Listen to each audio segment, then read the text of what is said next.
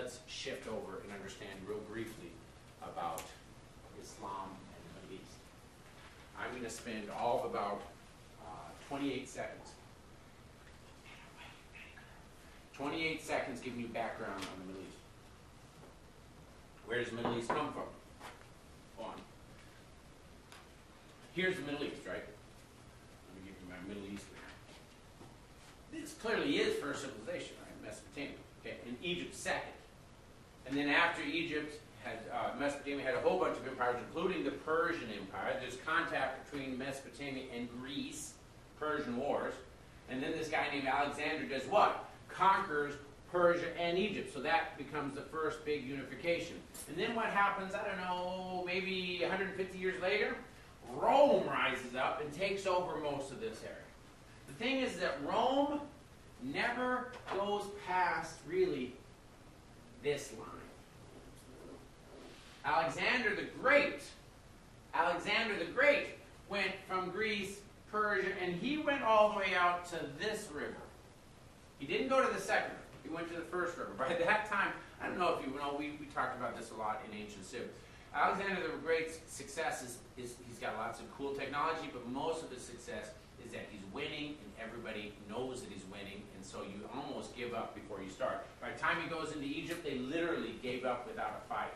Thank you for coming to release us from those naughty Persians. They come back, he matches the Persians, they start this battle, and then boom, all the Persians start running away. It's the reputation that was powerful. What reputation does he have off in India? None. You've got to fight, right? And they're fighting differently. Alexander doesn't know how to do this. So they get to this edge. His people are not, they're winning. They are winning. It gets up. They are winning, but not like they used to. They're getting depressed. They think that the world's going to end any time. So he turns around, comes back, half his men starve on the way back. But nevertheless, huge out here. So we have a lot of influence way off, even to the edge of India. But then what happens? Alexander dies. I mean, within 5 years, he's dead. And his empire divides into 4 main sections. You've got the Greeks, you've got the Egyptians, you've got the Persians, and then you've got this area.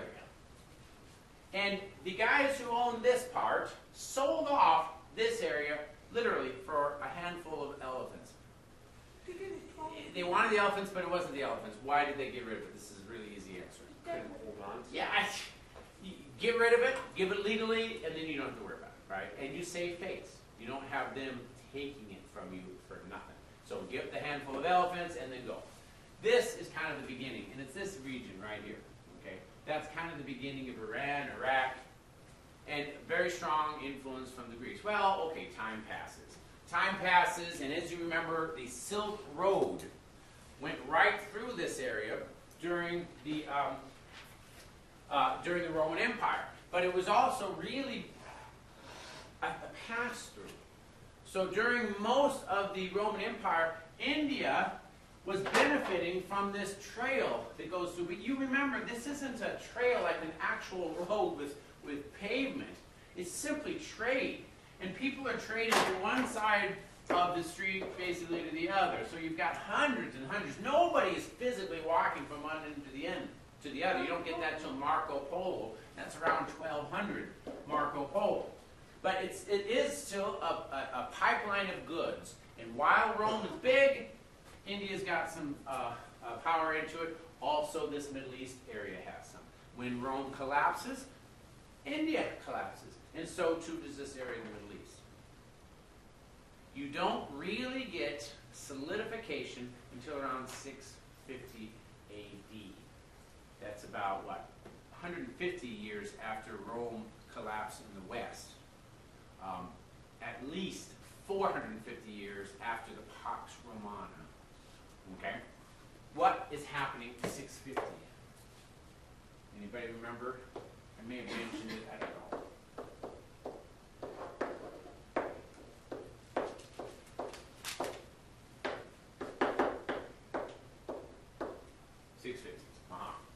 Let's talk about this real quick.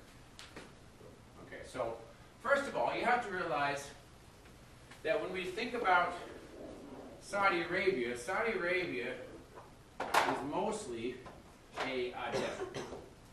And so what that means is that Saudi Arabia has never been part of the Persian Empire or the Assyrian Empire or the Egyptian Empire or the Greek Empire. It's a desert, flat a desert. Okay? When Rome had its territories, basically through Judea, there's a bunch of mountains over here. They're on this side. The Parthians are over here. They're kind of the successors to the Persians. But they are north. This is desert. Thing is around 1200 BC, we domesticate the camel. Did not have that domestication before. And so instead of doing the trip that most people did for the Fertile Crescent, which was to go up and then around, you could go from here to there, not over the water, but through the desert with a camel. This creates certain trade routes through Saudi Arabia, beginning slowly. By the end of the Persian Empire, you had a couple of trade routes around here. My math is terrible, but you get the point. On the outskirts. That's about 550s BC. By the time you get to Rome and after, you have a few more. One of these little spots, and what you have is by doing trade routes, you get oases. And you guys know what an oasis is, right? It's a water hole, okay, out in the middle of the desert. You don't know where the water hole is until you stumble across it. But once you stumble across it, you know where it is forever. And the people that actually do the trading basically go from one water hole to the next. You do not have a kingdom out here, but you do begin to have people whose jobs are trading. And the big water hole may have lots of folks nearby. Any of you guys ever see the movie Lawrence of Arabia? I've seen a lot of movies. Lawrence of Arabia is a great movie to really emphasize this point. Lawrence of Arabia is about World War I. So it's after this fact. But even by World War I, the Middle East is still organized in very much the same way. So you have trading areas. This is ruled not by states, because you don't have any states. It's really ruled by tribal laws. In some way, you might even call it feudal, except it's not. Feudalism is based off the memory of one big state, and then it kind of breaks down. Tribal laws never had a state here yet. It's really just groups, tribals, families. And the problem with tribal law is that because there's no police, and we saw this in feudalism, how do you settle differences? You fight, right? You strike my face, if you kill me, my brothers are going to kill two of you. It's deterrence. Don't wound me at all. You slap my face, we'll kill you in response. You remember that whole concept, eye for an eye? This is not a command. Anybody understand eye for an eye, tooth for a tooth? It's a limit. This is the problem that goes way back. Hammurabi, 1800 BC. It's a limit. They take the eye out, you do not get the chance to kill that person. It's not equal. Eye for an eye, that's it, no more. Tooth, you lost a tooth, just a tooth, nothing more. You can't kill the person. The point is that tribal law is moving towards acceleration. You guys understand Hatfield and McCoys and the feuds? That's what this is. I mention that because there's no state here. When Muhammad comes, he gets these recitations from the angel Gabriel. What's most important of anything is that Muslim means one who submits. Submits to who? Oh, no, monotheism. God, absolutely, to God. And if you look at this from a political perspective, if God's law is above all other laws, what does that do to the tribal laws? You quash it. Muhammad was very successful. He was at that point, right? Now, you can look at it theologically if you wish, but let's not. Let's just talk about it politically. What this means here is you've got, after however many years of trading back and forth, you begin to have people right at that breaking point where you have a concentration of population big enough to begin a complex government. Who's going to be able to start this complex government? Whoever can stop the conflict. Why do Muslims go off to Mecca once in their life, a pilgrimage? What's big about Mecca? Well, Mecca had, it was kind of a trading spot, water hole. It's important for lots of people. There were lots of Jews there. There were some Christians there. I shouldn't say lots. There were some. Okay? Mostly, they were pagans that believed in lots of gods. Some of them, Zoroastrians, who just believed in two gods. There was also this big black asteroid, basically. And that's what the bill is. This is big black rock. And if it's in the middle of a desert, it's weird, right? So that's why it became a natural focal point for people. Well, Muhammad is from there. Now, there's another place called Medina. And what's famous about Medina is that Muhammad leaves from Mecca, goes out to Medina, and there's 5 different groups around there. They're all fighting. Some of them Jews, some of them Christian, lots of them pagans. He comes in, and as he is able to restore order among all of these 5 warring, battling groups. Think of it as the Hatfield versus McCoys versus the Joneses, Smiths, whatever. He fixes it. And this becomes like the start. He can then come back to Mecca. And he is a unifying force. In our mind, say, for example, Judeo-Christianity, in Christianity, the church is separate from the state. I think I mentioned this back in the Gospels when they're trying to trip Jesus, and they asked, should we pay taxes? And Jesus says, pull up one of the tax coins, whose face is on that? It's Caesar's. Render unto Caesar what is Caesar's, render unto God what is God. Right in the beginning, separation. My kingdom is not of this world. So we don't have popes running out there with battle gear, fighting, leading the charge. We don't have monks or priests doing that either. The church always separate. They're not pacifists, but they're not part of that battle.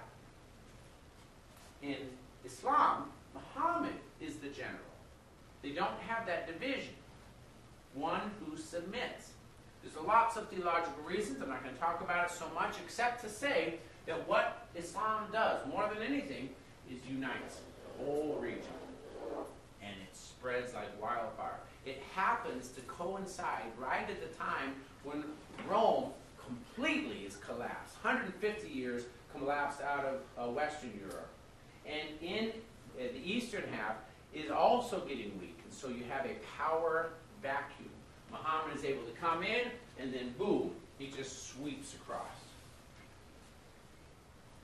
By the time the 700 comes around, within about 50 years, Muslims have most of Spain, North Africa, Egypt, Arabia, into Persia, and pushing back into India.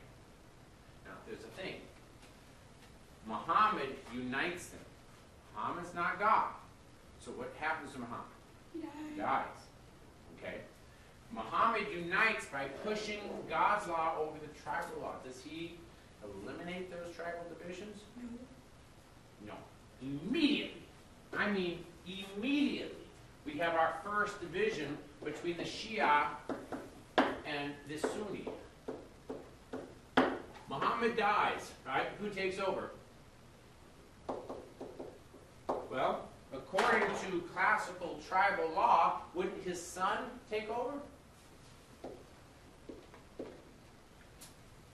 But according to his new idea about God's law triumphing another, what about his lieutenant? The guy who's second in command? Immediately there's a conflict. And this isn't just limited to that point. This conflict among many of the Muslims goes on for centuries. Eventually, you have kind of a division. Spain is under one group. Egypt is kind of under another group. Arabia is under another group. This part in Persia and Arabia, they kind of combine. This area, which would be the Ottomans, this is the Byzantine, but eventually the Byzantines are going to fall out, also a different group. The Muslims are united by Islam, but they are not united politically. Never once is there a single Islamic state. It's always divided by different factions and groups. Some of them theological, many of them tribal, political. These are the divisions. So we go back. What's the difference between Turkey today and Iran today? Well, we'll talk about this a little bit more when we come back on Wednesday, but somebody take a hint. It has to do with these divisions between those that are going to be Faith by heritage or faith by practice. I don't need to spend a lot of detail on this. I'll just say this. You guys know people who call themselves Christian. Do they ever go to church? You have people that call themselves Christian that go to church every week. You don't know this probably as familiar. I'm very familiar with it. You have people that are Jewish, eat pork, ham and cheese sandwiches. You have people that are Jewish that do not have their kippah, they have the beard, they follow all the rules. And yet they still call themselves Jewish. What's the Isn't that difference? the Orthodox? Hasidic, Orthodox, Reform, different factions in this, right? Same thing in Islam. So if you are faith by your heritage, is this the same as faith by your practice? No. Do you think this might cause divisions? Yes, we'll talk about that. Questions, comments, words of wisdom? We will see you guys on Wednesday.